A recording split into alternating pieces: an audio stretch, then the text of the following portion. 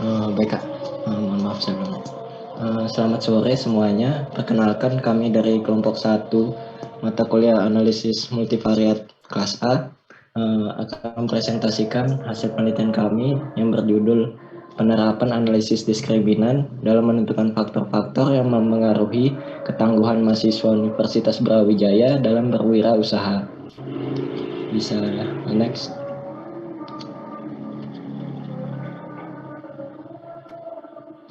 Mereka merupakan anggota kelompok 1.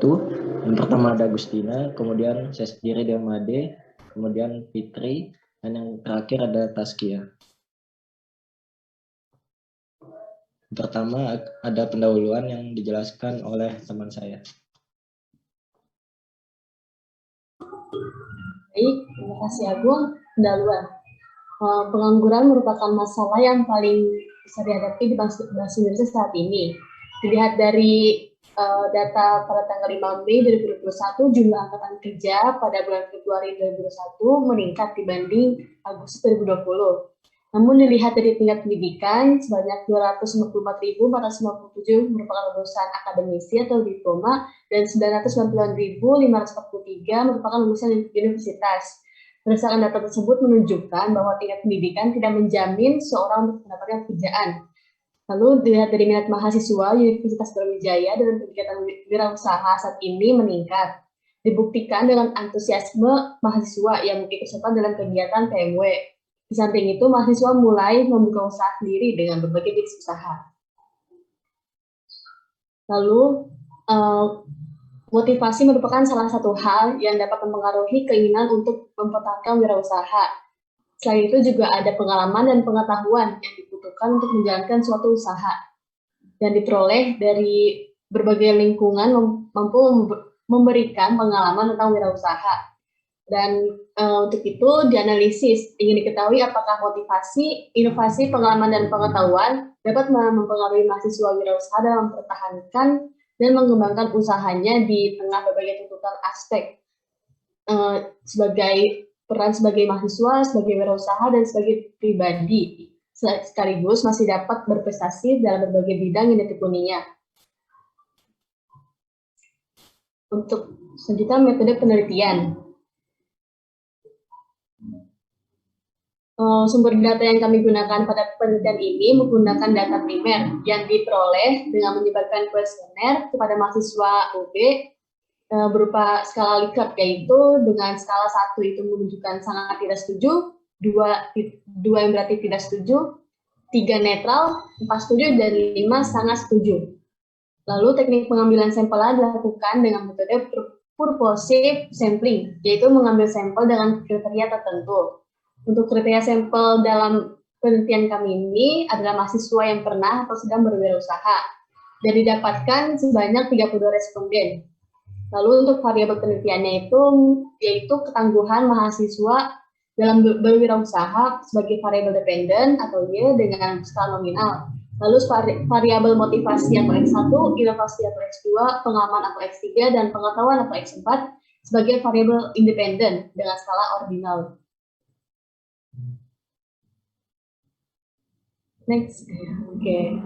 Untuk metode analisis datanya itu pengolahan data ini menggunakan bantuan software SPSS dengan tahapan yaitu pertama menentukan variabel dependen dan variabel independen.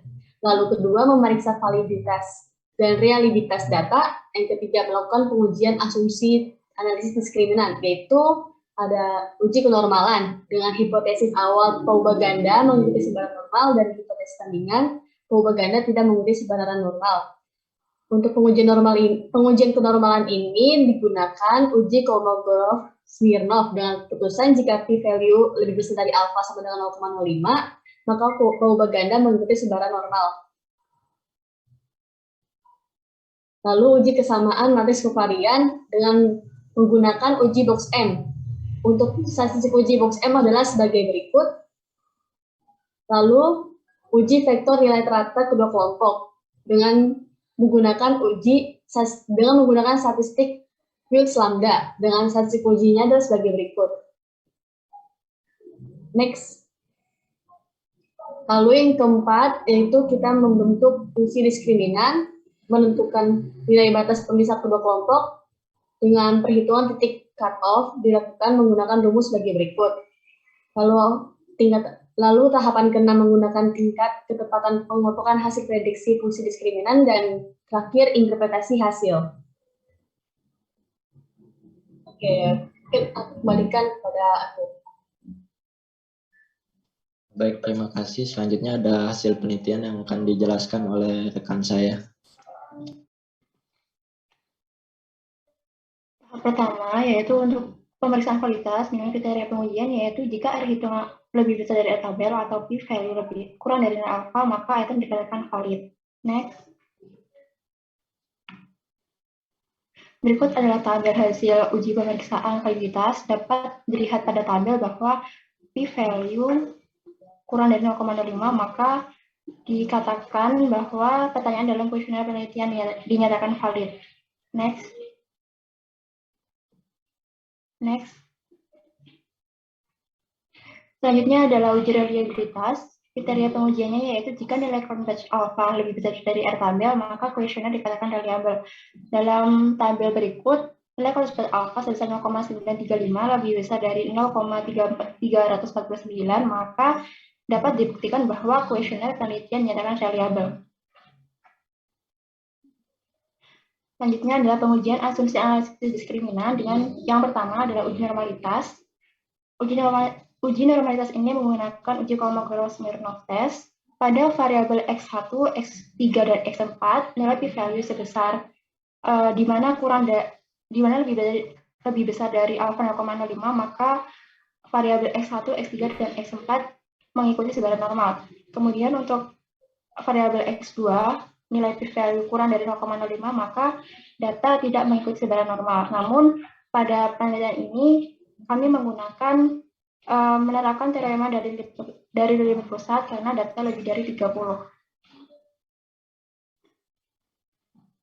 Selanjutnya adalah uji matriks varian covariance yang dengan menggunakan uji box M. Pada tabel didapatkan p-value sebesar 0,561, di mana lebih besar dari alfa 0,05, maka terima H0. Artinya tidak terdapat perbedaan di antara matriks covarian. Next. Selanjutnya adalah uji vektor rata-rata. Uji vektor rata-rata ini digunakan dengan menggunakan uji Wilks lambda. Didapatkan nilai p-value sebesar 0,026, di mana kurang dari alfa 0,05, maka semua variabel independen mampu mengelompokkan atau membedakan usaha mahasiswa yang masih bertahan dengan usaha mahasiswa yang tidak bertahan. Next.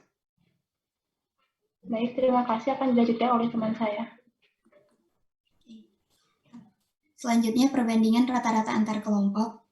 Jadi dari output SPSS yang sudah ditampilkan di tabel berikut dapat lihat bahwa rata-rata antara usaha mahasiswa UB yang sudah tidak bertahan dan yang masih bertahan.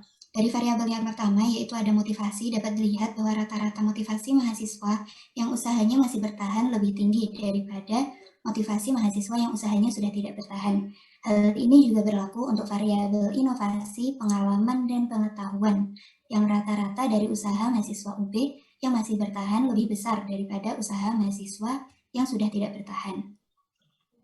Oke.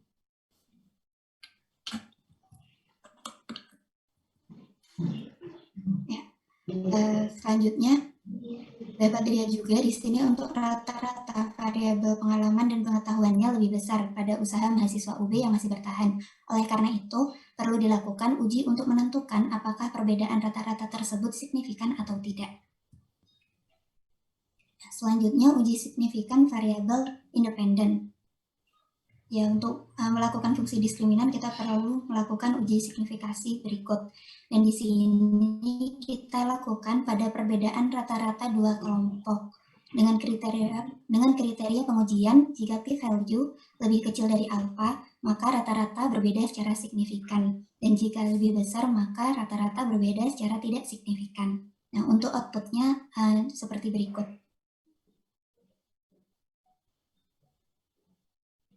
Ya, dengan interpretasi pada variabel motivasi, p-value lebih kecil daripada nilai alfa, maka rata-rata berbeda secara signifikan. Dengan taraf nyata 5%, maka dapat kita buktikan bahwa motivasi antara usaha mahasiswa UB yang sudah tidak bertahan hingga saat ini dan usaha mahasiswa UB yang masih bertahan hingga saat ini memiliki perbedaan rata-rata secara signifikan. Untuk variabel inovasinya, p-value lebih besar dari nilai alfa, maka rata-rata berbeda secara tidak signifikan. Dengan ini dapat kita buktikan bahwa inovasi antara usaha mahasiswa UB yang sudah tidak bertahan hingga saat ini dan usaha mahasiswa UB yang masih bertahan hingga saat ini memiliki perbedaan rata-rata yang tidak signifikan. Selanjutnya untuk variabel pengalaman, p-value-nya lebih kecil dari nilai alfa, maka rata-rata berbeda secara signifikan, dan variabel pengetahuannya p-value lebih besar daripada nilai alfa, maka rata-rata berbeda secara signifikan. Yang dapat dibuktikan bahwa pengetahuan antara usaha mahasiswa UB yang sudah tidak bertahan hingga saat ini dan usaha mahasiswa UB yang masih bertahan hingga saat ini memiliki perbedaan rata-rata secara signifikan, sedangkan untuk variabel pengetahuan dapat dibuktikan bahwa pengetahuan antara usaha mahasiswa UB yang sudah tidak bertahan hingga saat ini dan usaha mahasiswa UB yang masih bertahan hingga saat ini memiliki perbedaan rata-rata secara signifikan. Selanjutnya akan dijelaskan oleh teman saya. Ya, baik, selanjutnya ada pemilihan variabel independen. Berdasarkan tabel di atas, variabel yang untuk dianalisis adalah variabel motivasi. Variabel motivasi di sini merupakan variabel yang memiliki kemampuan untuk membedakan antara usaha mahasiswa UB yang sudah tidak bertahan hingga saat ini dan usaha mahasiswa UB yang masih bertahan hingga saat ini.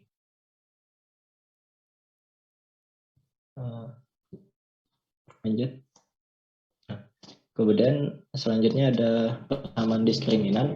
Berdasarkan tabel canonical discriminant function coefficients, didapatkan persamaan diskriminan D topi sama dengan negatif 7,710 tambah 0,306 X1, di mana X1 merupakan variabel motivasi.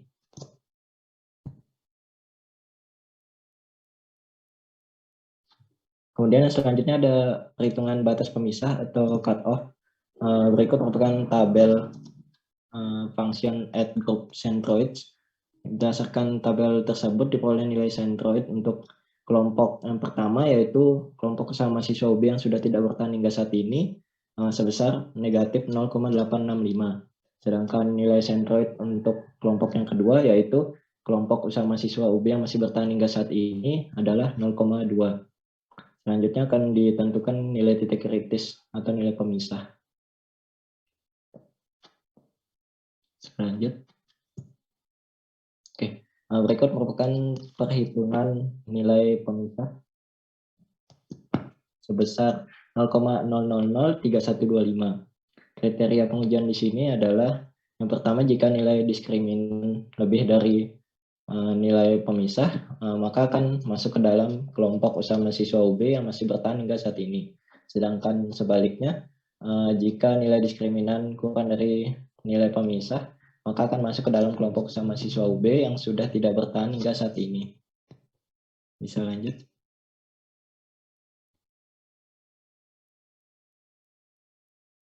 Kemudian ada kelayakan persamaan diskriminan. Dapat dilihat berdasarkan tabel di samping, persamaan diskriminan memiliki tingkat keakuratan sebesar 62,5%.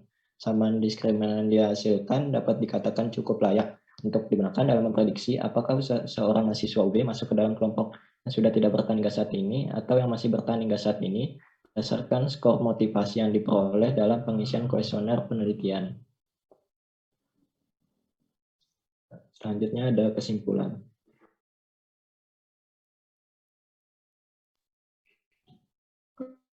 Kesimpulannya, berdasarkan hasil analisis yang telah dilakukan, dapat diambil kesimpulan bahwa data telah memenuhi asumsi kenormalan, kesamaan matriks varian kovarian, dan uji vektor rata-rata. Dan didapatkan persamaan, yaitu D sama dengan min 7,710 plus 0,306 X1. Berdasarkan persamaan tersebut, dapat dilihat bahwa hanya motivasi yang paling berpengaruh terhadap bertahan atau tidaknya usaha mahasiswa. Dan persamaan tersebut memiliki nilai ketepatan sebesar 62,5%, sehingga persamaan tersebut layak digunakan untuk memprediksi apakah usaha mahasiswa UB masuk ke dalam kelompok yang sudah tidak bertahan hingga saat ini atau yang masih bertahan hingga saat ini. Terima kasih. Sekian presentasi dari kelompok 1. Mohon maaf apabila ada kesalahan pengucapan. Saya kembalikan ke kakak moderator.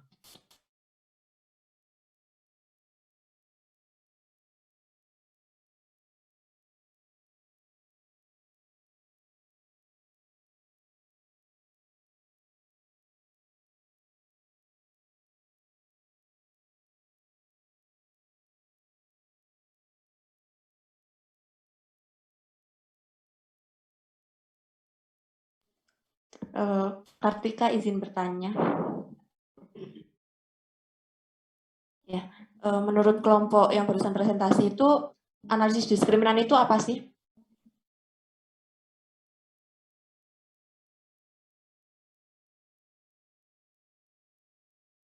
Tujuan dilakukan analisis diskriminan itu seperti apa? Ya, saya Agung mungkin izin mencoba menjawab, Kak. Menurut saya pribadi, analisis diskriminan itu analisis yang digunakan dengan tujuan untuk mengetahui dari beberapa variabel yang digunakan dalam sebuah penelitian, variabel mana yang paling memiliki pengaruh dalam menentukan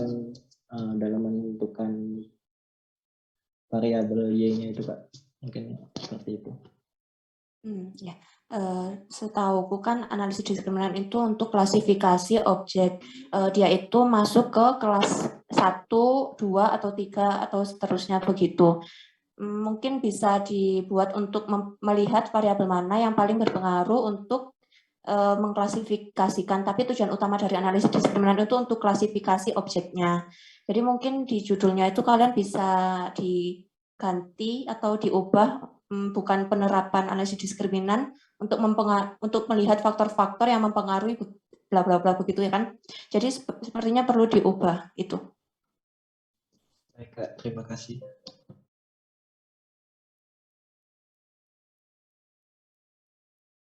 Tadi untuk melihat metode model tersebut sudah baik apa tidak itu menggunakan apa?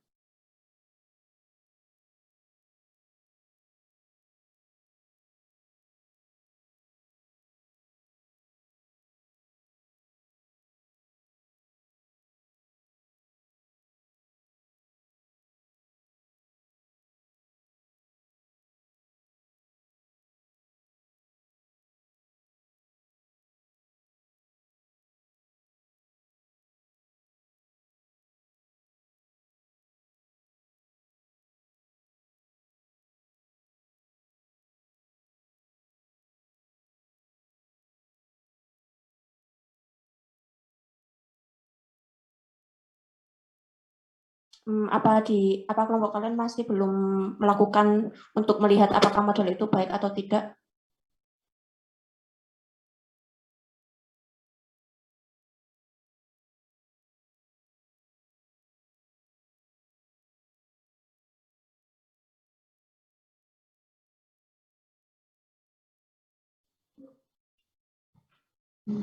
Izin menjawab, Kak. Digunakan pada nilai keakuratan yang telah ditampilkan pada kelayakan sama diskriminan sebesar 62,5% itu. Nilai apa? Nilai keakuratan pada tampil hasil SPSS itu klasifikasi result. Nilai akurasi ya berarti ya tadi? Iya, Pak. Lalu untuk setelah ditemukan model diskriminan, apa kalian melakukan uji signifikansi model?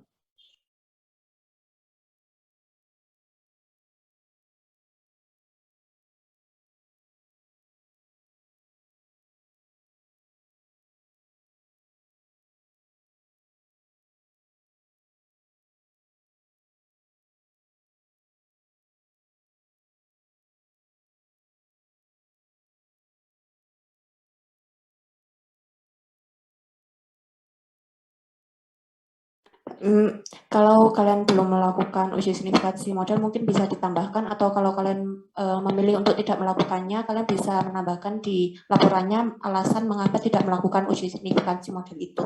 Udah cukup dari aku, terima kasih. Terima kasih, Kak.